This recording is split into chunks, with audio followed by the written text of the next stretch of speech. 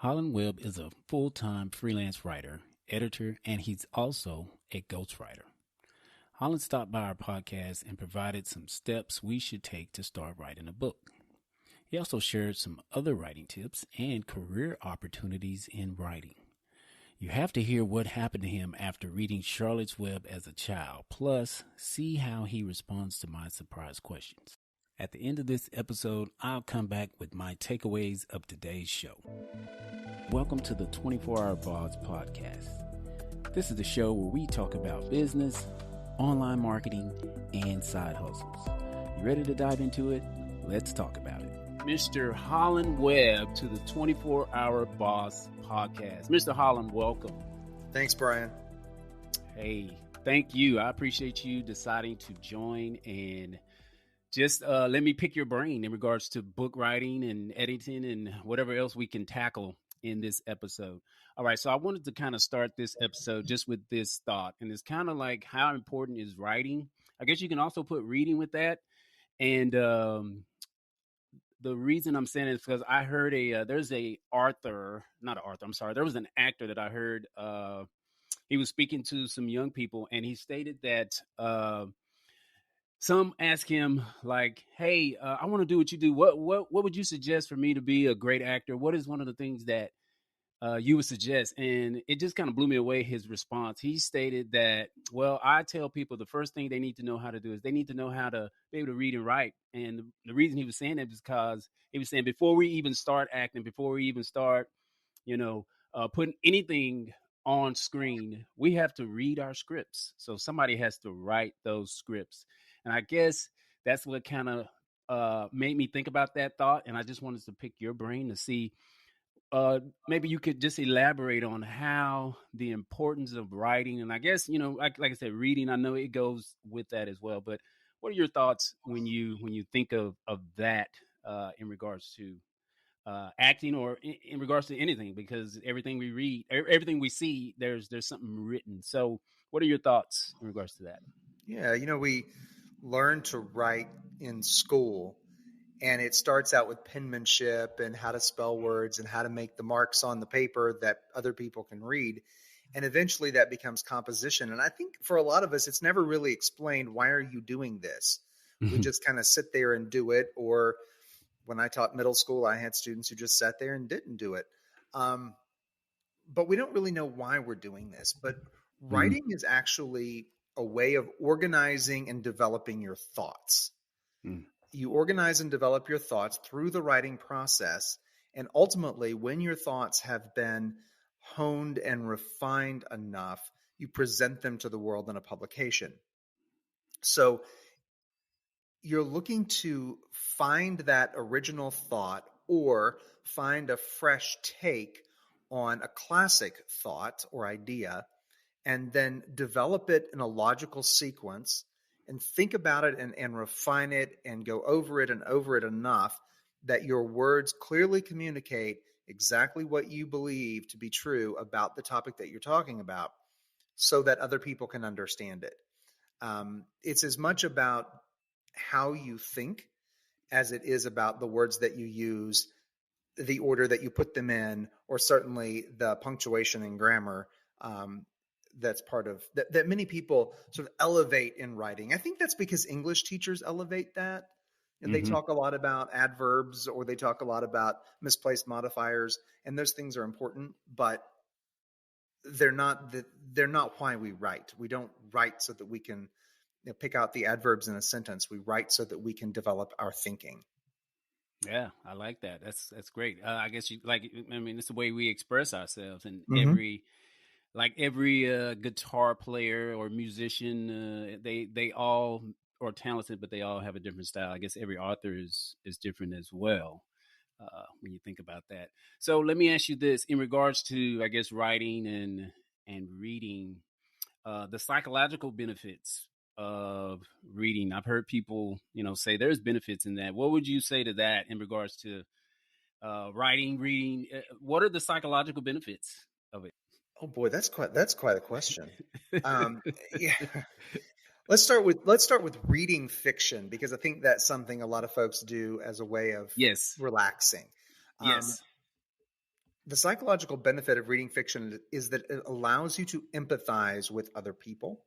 Mm, Um, it gives you, and I think the same would be true for creative nonfiction. It gives you a window into other people's lives. Now, the fact that those other people may not actually exist in your world doesn't necessarily matter. It's a way that you start to empathize with the characters in your story, and to understand why they do the things that they do. Um, and then as you see people in your real life and they do the things that people in the story do, oh, I understand why they're doing that, or this might be the motivation behind that, or this could be what will happen next. This could be, the proper response to a person in this situation. So I think reading fiction, the psychological benefit, the main one, is that it helps develop empathy. mm. For nonfiction, obviously, you have new information, and hopefully new skills after you read something with nonfiction. But nonfiction too can help develop a sense of personal responsibility for the world. It can help elevate our overall sense of well-being, because the more we know, the more confident we are, um, the better we feel about ourselves, and the more willing we are to take risks in our interactions with other people. And of course, reading, and this is something that really interests me, is that it prevents cognitive decline as we age. Um, Mm. it's not a foolproof strategy, but it is something that, it does create new neural pathways in the brain, and the more we collect new information, or learn some new skill, the more new neural pathways we have, the more cognitive reserve we develop, and the longer we can prevent dementia in old age. Wow, wonderful. That's a good point you make. And man, he's an author, and he's also giving out some great medical advice. So let's get to reading. Let's make sure we're reading, people. All right. So I want to talk about how you got just heavily involved in the writing and all of that. But before I get to that, I got to backtrack to when you were a kid. I Okay. was reading online how that you read Charlotte's Web at 8 years old, and you stated it made you cry for 3 hours. Man, tell us about that story. I was younger than 8. I had my LinkedIn profile, which is probably where you got that, was ghostwritten.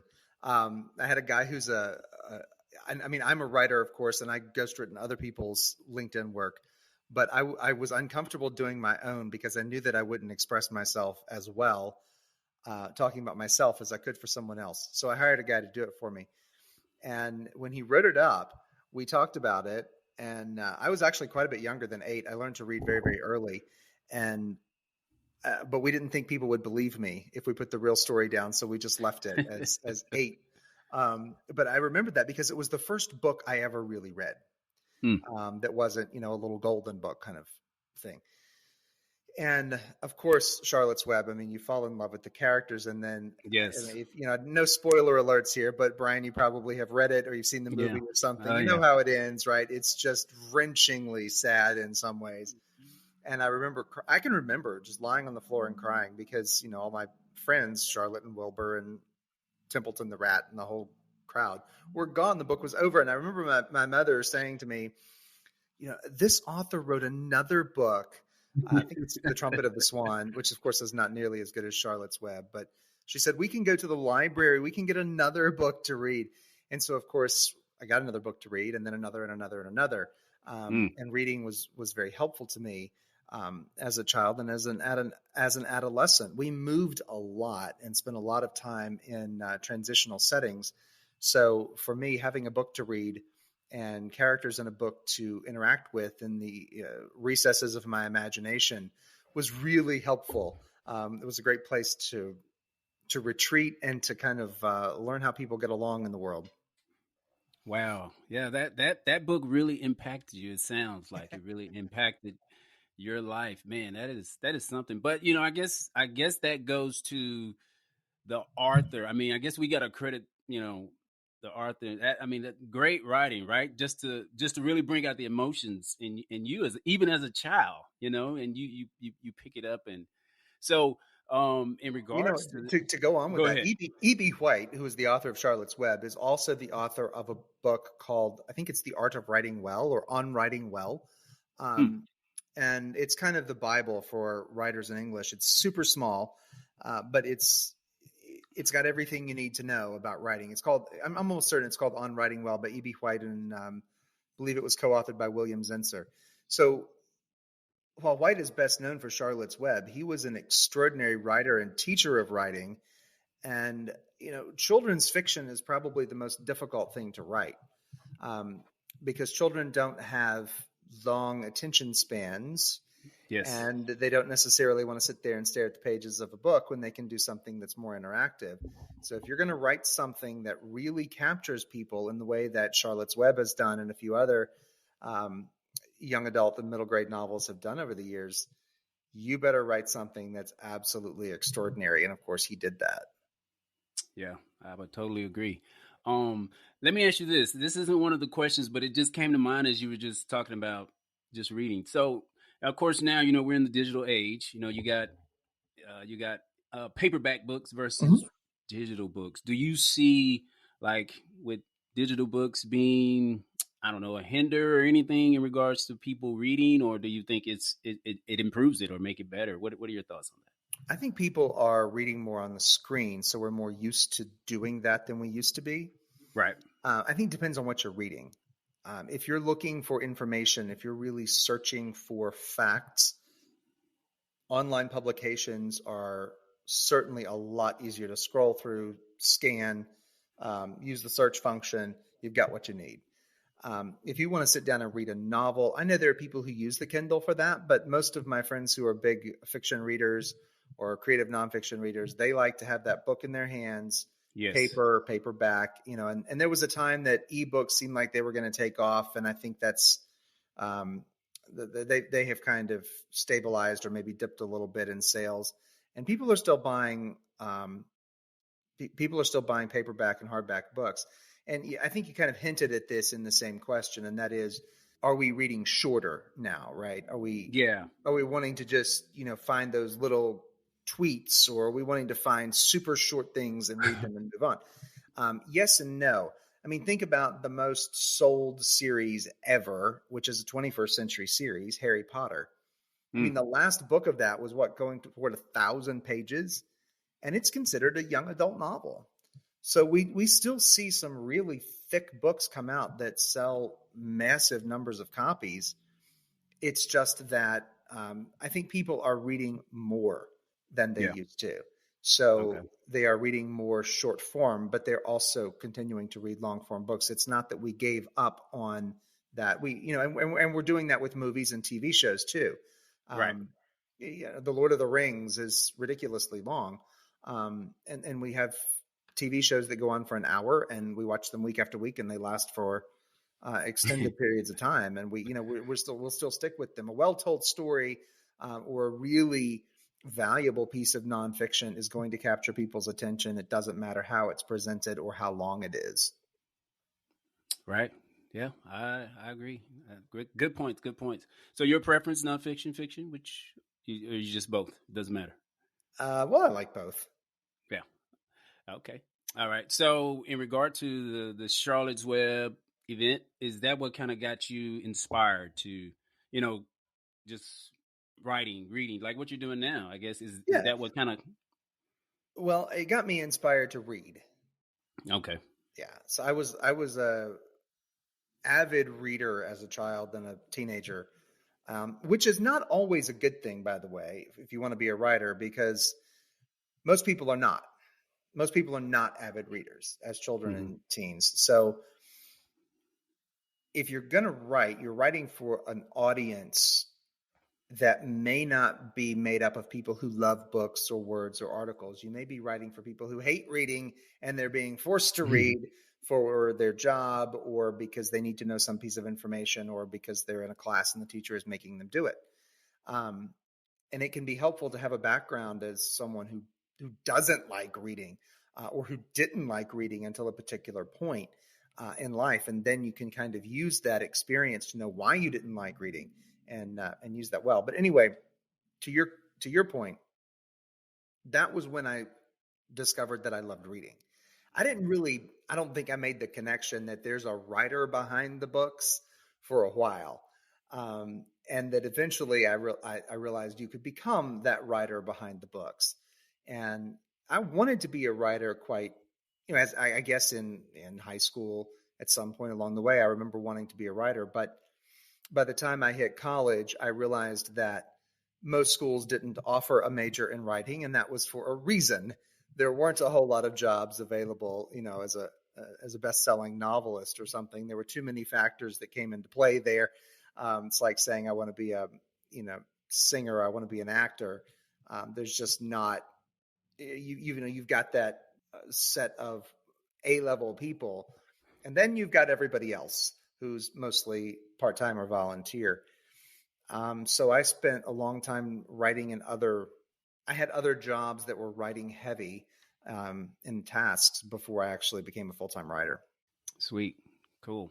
In regards to book writing, so everybody's got they have a story to tell, it seems, but some people really, really want to write a book, right? Mm-hmm. And so they don't know where to begin. What are maybe some tips you could offer for someone wanting to get started in book writing? Well, I'm sure there's a million, but maybe just some. Sure. Okay. Well, I'll start with Simon Sinek's famous line, "Start with why." Right? Okay. Why do you want to write? And I'm going to now create two big buckets and suggest you pitch yourself into one of those buckets. One bucket is you want to write because something has happened to you, or you have some story you want to tell, and you aren't particularly interested in the readership. It's more a matter of capturing the information.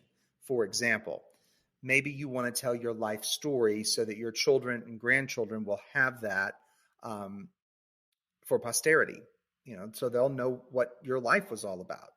And you want to tell that. Maybe you want to write the history of your community. Maybe you want to write the history of some group you're involved with, an organization, a church, or house of worship, something along those lines. And it's not so much for readership as it is that you just want to distill the information. You may want to write a journal, for that matter, and keep track of your own thoughts and your own personal growth, and nobody but you and your counselor ever sees it. There's that kind of writing. In that case, I think what you have to do is just write. And if you want to take a class, or you want to join a writer's group or a club just to help you refine what you've got a little bit, that's great. But the main point there is that you're capturing information so it doesn't get lost. And I wish that more people would do it. I wish people in my family had done more of it than they have, so we'd have more of that information captured. The other big bucket is people who want to write for readership. And in that case, what would I suggest that you do? First, I would say don't assume you can write. It's a little bit like any other hobby or any other skill. You have to learn it. You have to try it. Malcolm Gladwell famously created the 10,000 hour rule, saying you have to put 10,000 hours of work into something. And he had some specifications around that before you become good at it, or before you become excellent at it. And I think generally speaking, that's true. You just have to do a lot of it. So if you do want to write for readership, then I could further divide that group into two groups. One is you have something you really want to say, you just don't have the time to say it. This is true of a lot of CEOs, C-suite executives, professors in some cases, ministers, sometimes celebrities. They have something powerful to say, but they're already working 16-hour days or whatever, and they don't have the capacity for it. In that case, I think hiring a ghostwriter who essentially works with you to develop your book and publish it is a great idea. For people who want to write their own book, I think the best thing you can start with is to take a writing class in your community, or join an online writing group that goes beyond just taking the class and doing the work. There needs to be a group where you get feedback from the other people in the group and from the teacher. So whether you do that online or you do that in person, you need to do that. You need to get started there. Wow, that is some great advice. And I like that you said, don't assume that you think you can write. I know all of us, even myself, I've thought this, hey, yes, I need to put some kind of pen to paper and write something, but Um, that is definitely something that you really got to consider, think about. And as you stated, I think those are great tips. Take a writing class and just get as much information as you can before you just jump into it, because we may get overwhelmed, especially for us that are not used to it, like such as yourself. So great points that you make there. Um, in regard to suggested careers as a writer, so everybody won't be a best-selling author. I think that's something we all got to understand. But there are more opportunities than just writing a best-selling writer or a best-selling book. Can you name maybe some other careers in writing, or professional careers that somebody could choose when it comes to writing? Because there's more to books, more than books. Oh, sure. I think when we talk about writing, a lot of people immediately think of writing a novel, writing a Mm-hmm. nonfiction book, or writing a screenplay. Um, Sometimes teachers will think about writing curriculum, and that is a good idea, by the way. Curriculum companies need writers and they need subject matter experts. But something that we often don't think about is every word you read, somebody wrote it. That's as true for the big signs you see as you drive along the highway as it is for, you know, the 1,000-page novel you picked up at Barnes and Noble. Um, every word you read online, somebody wrote it. And more than likely, someone was paid to write it. So, in terms of careers, you can be a copywriter, which copywriters work for advertising firms typically. Sometimes they work in the advertising and marketing departments at large companies. And copywriters write sales copy and marketing copy, which would be like a sales letter, flyers. It might be the tagline for a campaign. It might be signs that you put up, or a landing page for the website, that kind of information. Content writers usually write for marketing companies, or again, they may be part of the marketing team at uh, a larger company. And that's most of what I do now is content writing. And we tend to write articles, blog articles, LinkedIn statuses, ebooks, white papers, reports, anything that's a little longer and not quite as sales oriented as copywriters do. We tend to put out the information that the company wants you to know. So if you go online and you type in a search string and you pull up articles related to that search string, almost all of those articles are going to have been written by a content writer somewhere, who was presumably paid by that website to write that article. So there's quite, because of the internet and because so much Mm-hmm. happens online, so many sales decisions are made online now.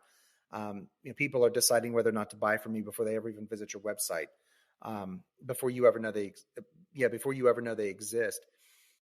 Because of that, there's a lot more demand for content writing than there ever was before. And then, of course, you have grant writing for nonprofit organizations and fundraising writing for nonprofit organizations. That's a little bit of a niche, and it's not always a great paying niche. I worked in it for about 7 years, but it can pay the bills if you want to do that. And some people really like it because they like the benefit of what they do. You can also take some of those same skills that you use in nonprofit grant writing to use for-profit companies that need government contracts, because the bids for government contracts are enormous. They're required to have long narrative pieces. They're even required to have budget narratives, and the subject matter experts who put those together at companies need writers and editors who can help them develop all of that.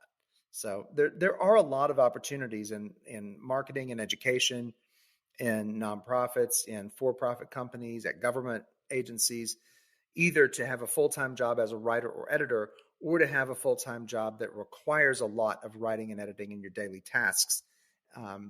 So you can enjoy, if you enjoy doing that, you can get paid for Wow, that is a long list of careers: content writing, copywriting, and grant writing. I it. mean, wow, that's quite a bit. And I love the statement: every word you read, someone wrote it. So when you think about that, it's a lot of writing going on. So, Mm-hmm. for those that want to get in it, the opportunities are endless. So, and that's why I'm glad I brought you on, because you're bringing out some great points. Like I said, you're the expert. So, I'm hoping those that are listening and tuned in are taking some notes to that. So, thank you Well, for Brian, you've got that. on a T-shirt right now that says "Biased Texan." Yes, sir. Somebody wrote that phrase. Some copywriter came up with a 2-word line they could put on a T-shirt. Yes, So sir. Actually, I wrote that one. So, did but you? yes, There you yes. go. There you go. There you go. But yes, you're right. I mean, look at that. You just sold it. So, man, I love it. All right. So you mentioned ghostwriters. Mhm. I don't know a whole lot about it, but can you explain what is a ghostwriter? Sure. Ghostwriters help other people write books. So someone has a story to tell. Maybe they're a celebrity, politician, the pastor of a large church, a C-suite executive at a company, uh, and they have a book they want to write. They're going to run for office sometimes. Maybe they want to move from the company they're working for to a larger company. Maybe they want to write something that's specifically for the people who work in their industry. Maybe they want to move into consulting. Or if they're a celebrity, maybe they just want to ratchet up their celebrity status. And so they need help writing a book because they're not writers. And they will hire people to ghostwrite. Now, traditionally, that was some writer sat down, wrote the book, and put the celebrity's name on the cover. Some of that still goes on, but in certain circles, particularly in Christian circles, that's come under fire a lot recently because sometimes big name celebrities were using ghostwriters to do that, and it didn't go over quite as well with the readership once they Hmm. realized that the person they thought was behind that language wasn't. So now you're starting to see ghostwriters get a little bit more credit. Sometimes they'll get a with on the cover. It will say, some famous person's name in big letters, and then underneath in very, very small letters, with, and then the name of someone you've never heard of. They're the person who did the ghostwriting or co-writing of that book. Sometimes ghostwriters will get credit inside the book. A person will say, in their thank you or in their introduction, they'll mention who their writer was, and we'll offer thanks there.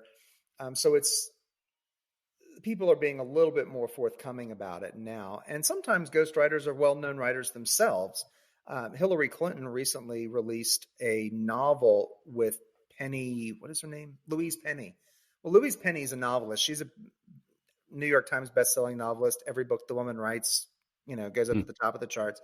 And so she and Hillary Clinton wrote a book together. I'm assuming Louise Penny did 93% of the work on that book, at least because she's a novelist and Hillary Clinton is not. Right. But somehow they collaborated on this, and both their names are on the cover. So that can happen too. But for most of us who are, quote, ghostwriters, we work with, you know, people who have something to say. They either can't or don't want to say it themselves. And so we collaborate with them um, so that they have a product that's well written and well developed and has been through a collaborative process that hopefully makes the book a little smoother than it would be otherwise. Hmm. Okay. And you're a ghostwriter, right? Yes. Okay. All right. So there you have it, folks. If you need somebody to collaborate with, Mr. Holland Webb is your guy. All right. Um, so we want to kind of change it up a bit. So can you Okay. name one person that has had the biggest influence on your life? Maybe you have more than one, I'm sure. Most people I ask that question, of course, they can't just name one, but you can name a few, but someone that maybe has had the biggest influence on your life. On my life or on my writing? Well, on your life, your writing. Okay. Well, I'll name 3 people that have had a big influence on my writing then, Okay. um, because I think you could start there and make some applications to the rest of life. Um, the first would be well, I'm gonna have to name 2 folks here. The first would be teachers that I had in a writing class. Um, that would be oh gosh, his name just walked out of my head. Absolutely walked out of my head. Tim Davis and Melinda Long. Um, Melinda's a children's book writer. She did uh, Pirates Don't Change Diapers and Why I Became a Pirate, along with some other books. And Tim is an illustrator and an author too. He's also a children's book writer. And so I took their class mainly for fun. And that really got me going as a writer. It was my first introduction to a disciplined approach to writing. So I thought, well, if a class is good, a coach will be better. So I approached my first writing coach, and because I have an androgynous name, she didn't know that I wasn't a woman. So she agreed to coach me, and then discovered that I was male. And so she said, well, I actually don't coach male writers. I only coach women. But Hmm. since I've already agreed to do this, I'll work with you on your project. So we did, and I learned so much from her Hmm. about how to just tighten and professionalize a narrative. And at the end of what we did together, she said, okay, I'm going to hand you off to someone else because this really isn't my sweet spot. So she did, and I worked with two coaches, and a coach was much more effective than a class. I got to tell you, Brian, because in a class, you've got a bunch of people, you're listening to information, you're trying to apply it. But a coach is looking at each sentence and each word and each concept that you've done and saying, here's how you personally can develop your story, your writing, your ideas so that you get better. It's much more individualized. And so I felt like I went from the two teachers that I had, the two coaches that I had, um, it was like going from roller skates to driving a car when I moved from a class to a coach. My first coach was Nancy Rue, and my second was Tim Shoemaker, and I still work with him occasionally. Um, and then I moved into my first full-time writing job for an agency, and I hated the job, but I wrote 40 hours a week, and everything that I wrote went to an editor. And I won't name her because of what I'm going to say about her. She was not at all a nice person, Mm. but here was the difference, right? With a teacher and a coach, I paid them. So they were dependent on me retaining them in order to keep their income. So they were helpful. They were really, really helpful, and I improved a lot. But that editor was not dependent on me. I wasn't paying her. The agency was paying her. She didn't have to pull her punches at all. Mm. And she didn't. So I feel like the difference between being a good writer and a great writer is probably coaching. The Hmm. difference between being a great writer and a professional writer is probably working for an editor that's you're not paying and letting him or her really challenge your writing at all levels until you can push your way through that last barrier. Yeah. Yeah.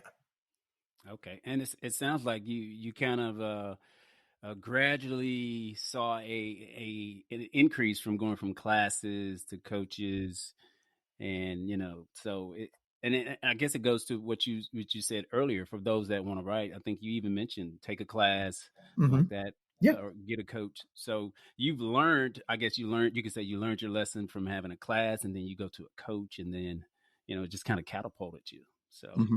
so would you say that, I guess, you know, you saw the difference between the coach and the class, but I guess I'm sure you wouldn't trade what you learned in the class as Oh well, no, right? no, no. Because I think all those things are important. correct. Okay. All those things are important. Yeah. Right. Okay. Good stuff. Good stuff. All right. So I know you're a man of faith. So how does your faith play a role in like your core values and your writing and all of these things that you do? Right. I'm not I am a Christian who's a writer. I'm not really a Christian writer, although I have been published in a few faith-based publications for kids, teens, fathers, and adults. Not that fathers aren't adults, but sometimes. So, yeah. Um, I have published a little bit in that area, but most of what I do is just purely non-sectarian. It's right now, when I stopped on the article that I was working on, which is for a metal fabrication company. Mm, It has nothing to do with any religious faith whatsoever. So, right. for me, and that's something I think a lot about. You know, Hmm. how in the marketplace, can we be people of faith? Yeah. Maybe you have a better answer to that than I do at this point. Um, I I feel like some of the things that I've written in the podcast that I've been on and talked about, I wrote co-authored the book Adventures in Fatherhood, which was a 60-day devotional. I co-authored that with Carlton Hughes, and we're about to have some articles come out at Focus on the Family as well. So talking about that, being on some podcast around that, I know that people are aware of the fact that I'm a Christian when they hire me. Hmm. Or if they're not, they're aware soon after because they type my name into Google and those kind of things come up. Of course. And I hope that I represent that well. Yeah. But there is a Christian writing world, and I dabble in it, but I don't live there. Right. Yeah, yeah. I think. I think you make valid points.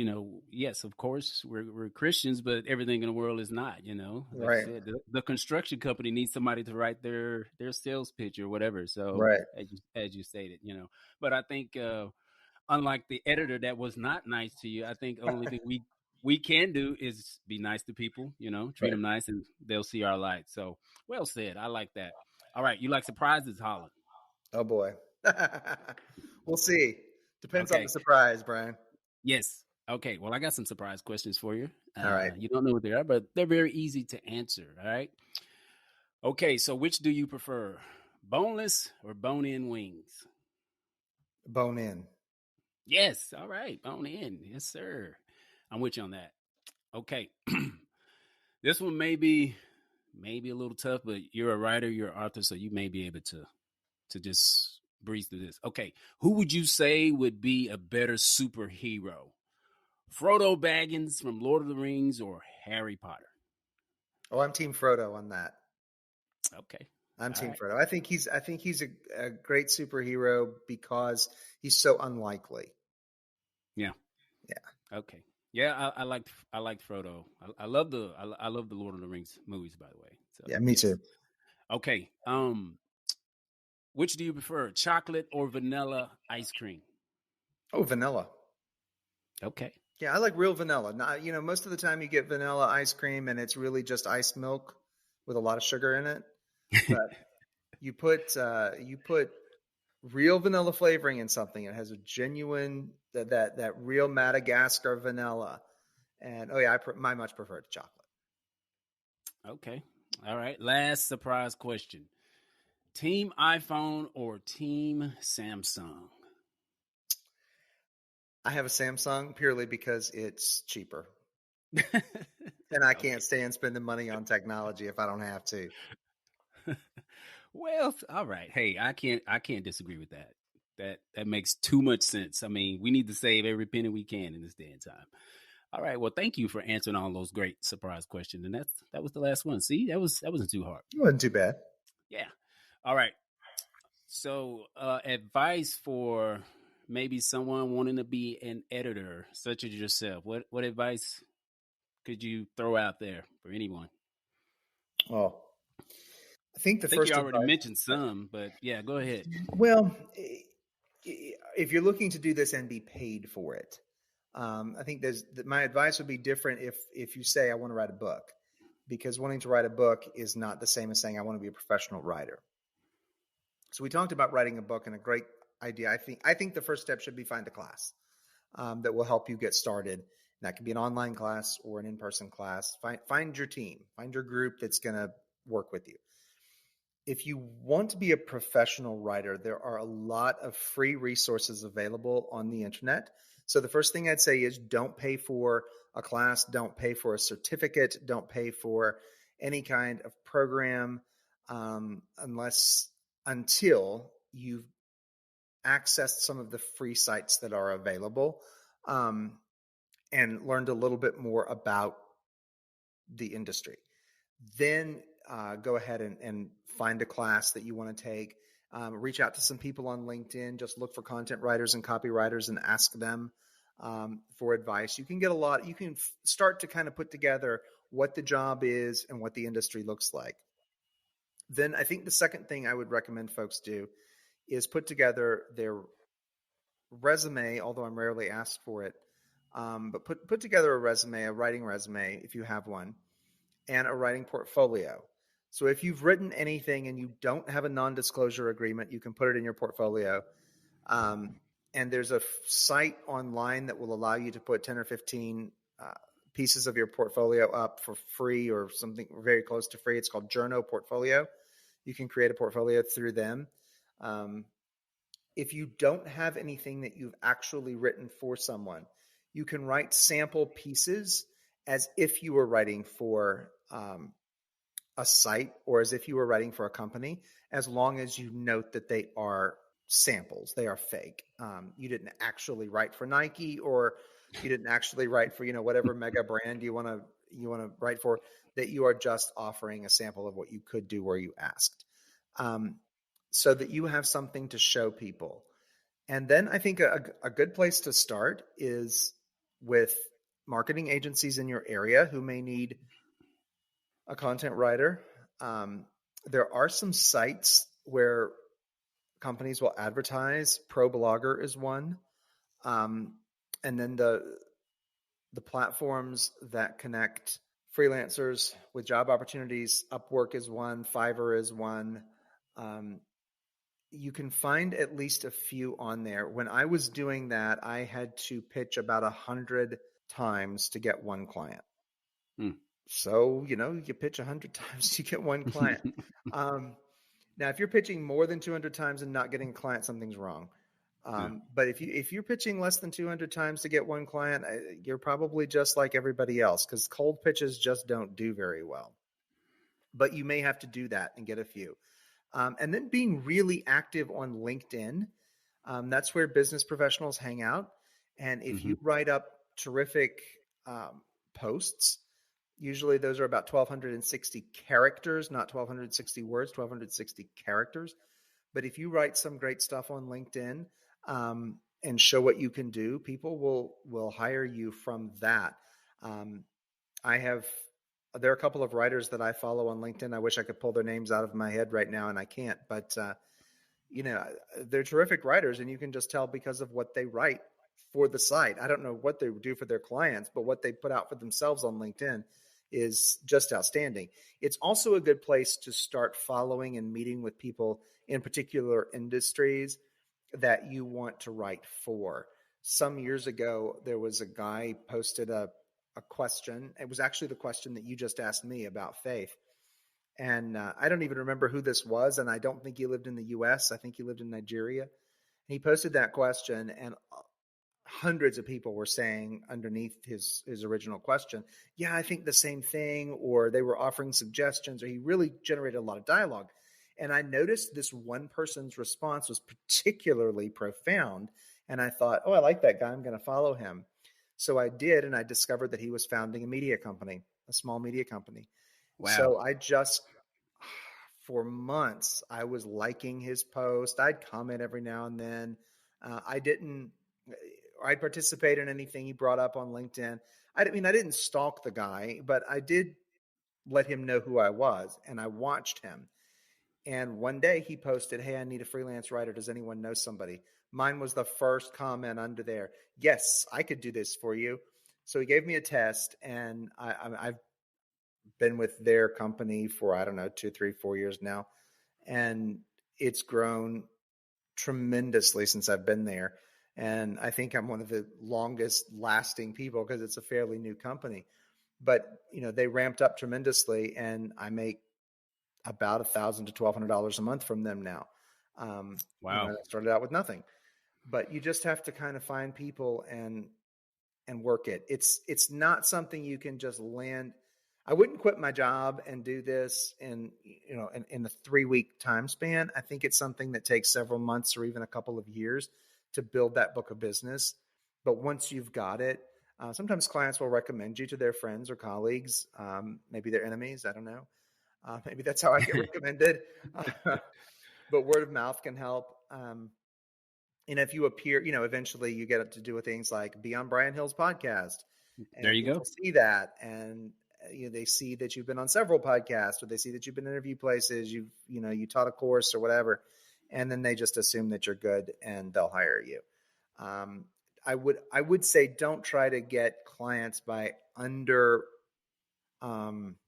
undercutting the industry standard for pay. People who can pay you to write are not going to pay you 20%. They're not going to pick you because you're 20% cheaper than somebody else. They're going to pick the person who can do the best job that's within their bandwidth of pay. And if you price yourself too low, you start competing against second language copywriters in India and the Philippines and sometimes Kenya. And those guys will underbid you every time. They can't write very well, but if somebody's paying 3 cents a word or 4 cents a word, they don't care if you can write well anyway. That's a whole different little world of its own that you probably don't want to get into. So, don't think I'm new. I can't charge very much. Just find out what the industry standard is for whatever you're trying to write. Charge that. If you want to charge 10, 20% less, to sweeten the deal a little bit, go ahead. But you can't compete on that. You have to compete on your ability to produce what the client wants. Yeah. And that's it. Wow, those are some great nuggets, good information to know and to hear. And I like what you said, which falls in line with a lot of things or a lot of conversations that I have on this podcast when it comes to business. I try to tell people, look, there's no overnight success. Right. You're not gonna just wake up tomorrow and you're a writer. It's probably not gonna happen. Chances are it's not gonna happen. But if you put the time in, like you just stated, in 2-3 years, whatever, if you're really serious about it, and just like you said, I mean, who knew? You got a door just open up just by following someone on LinkedIn. I mean, you just never know where the opportunities are. So you got to put your hat out there and just go for it. So that's really inspiring. Good information there, Mr. Holland. All right, if you can disclose this, what are maybe some of the current projects you're currently working on? What are some of the things you're working on right now? Well, I am writing for I think I just mentioned I'm writing for a metal fabrication company. That's been interesting. I didn't know anything about metal until they came along. So I'm working on projects for them and working on some end of the year projects for a wealth management company. Also doing some work for a marketplace site for higher education marketing. A marketplace site is where a company buys that piece of online real estate, that website, and then they build up the site for higher education. Now, I do not work for U.S. News and World Report, but they do that. U.S. News and World Report will buy, they do all their rankings, right? The top 10 online master's degrees in education or whatever. And so then they'll write that up. And because there's so much information about higher education on there, colleges will buy advertising on that piece of real estate on that website. And so then the company makes money. But in order to have the content, in order to have quality content they need to get the eyeballs on the page that will convince the colleges to buy the advertising space, they have to have writers. So I'm working with, it's not US News, it's another company that does that. And that always ramps up at the end of the year because you get those top 10 lists, those top 50 lists that have to start rolling out in 2022. And then I'm working on a book project with a guy who has some mechanic shops, and he's developing some material to help other people who want to start their own quick service mechanic shops. And that's a book-length project. Wow. Man of many hats and definitely busy. Yeah, I have a little too much diversity probably, but that's sort of what keeps me going. I love that. That's awesome. Man, that's great. All right. So tell us how people can connect with you and just online, all that good information. Sure. Yeah. My website is hollandwebb.com. The podcast that I do with Amy Bolin is The Afterward Podcast. You can go to theafterwardpodcast.com. Amy and I look at topics and how the words we use and stories we tell affect what we believe to be true about that topic. So you can go to theafterwardpodcast.com, hollandwebb.com, or connect with me on LinkedIn. You can just search my name, Holland Webb, and find me on there. Awesome. Definitely appreciate your time. Ladies and gentlemen, the great Holland Webb. Man, I appreciate you stopping by just to give us all of that great information. And we'll put all that information in the show notes that you provided. And so, man, I just want to say thank you for your time today. I appreciate it. Thank you for having me, Brian. This is a great podcast, a terrific idea. The first show of 2022, and what a great episode to start off the year with. So I wanted to come back and talk about some of the takeaways or highlights of today's show with Mr. Holland Webb. And one of the first things that I wanted to speak on was that he pointed out that if you want to write a book or do anything in writing, the first thing you need to do is find out basically why. Why do you want to write? And he split this up into two different categories. One was you're writing to capture information, and the other was writing for readership. Writing to capture information is basically you're telling a story. Maybe it's a life story or a story of your family, or even maybe you're writing about the history of your church. So this type of writing is basically you're just capturing information. The other was writing for readership, where you're writing actually for readers. And an example he gave was that maybe you have something to say, but you don't have time to write your own book. And another tip or thing that he stated I thought was pretty important was that he said, don't assume that you can write. Don't just think that, because you think you have a great story that you can write. For many of us, I'm pretty sure that we want to write a book or a story. But when you actually look at it, we probably don't have the necessary know-how to write a book. And so in that case, we need to look to others to help us out. And that assistance in writing a book or writing, period, could be, as Holland pointed out, it could be, you can take a class, or he also suggested you could hire a coach, get someone to help you or assist you in writing. And again, as he stated, don't assume that you can write. And also, don't assume that you'll be an overnight success. Holland stated that it may take a few months before you can actually, get acclimated to actually writing, or even a few years before you're a good writer. So it's very important that you get the necessary help that you need. So take a writing class or even get a coach.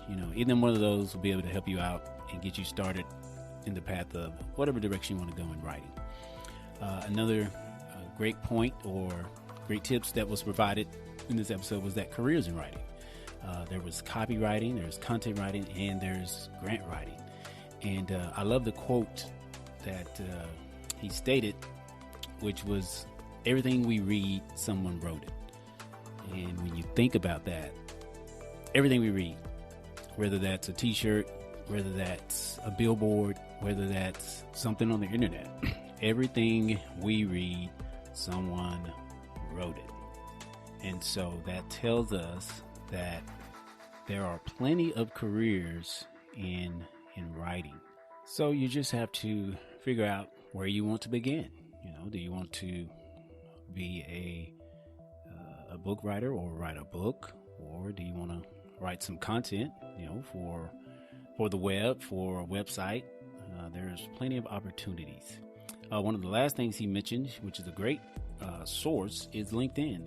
There's lots of great writers on LinkedIn, and he told the story about how he just began to follow this person that just posted a comment to a post that was in LinkedIn, and lo and behold, this person began looking for I believe it was a copywriter. He needed someone to write some content, and Mr.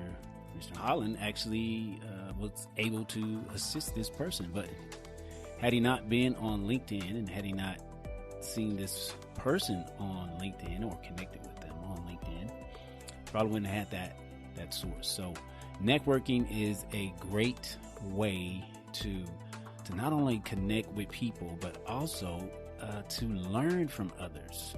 So sometimes just connecting with the right people can get doors open for you. So that's a great way to begin to start or figure out your journey as well. So I want to just thank Mr. Holland for his time and just stopping by to share all of that great information on writing, and just the ton of information he provided, which is great. I hope you have enjoyed it. I hope it was helpful for you. And if you enjoyed this episode, I want to encourage you to please go to iTunes and subscribe. Not only subscribe, but if you would please give us a review on iTunes. That'll definitely help others to find our show, and it helps us in the ratings. So if you get the opportunity, we would appreciate it if you could just kindly give us a review. And again, subscribe. We're also on Spotify. We're also on Amazon and anywhere else that you listen to podcasts. I encourage you to follow us and just like us. And so we appreciate you stopping by and listening in to this episode.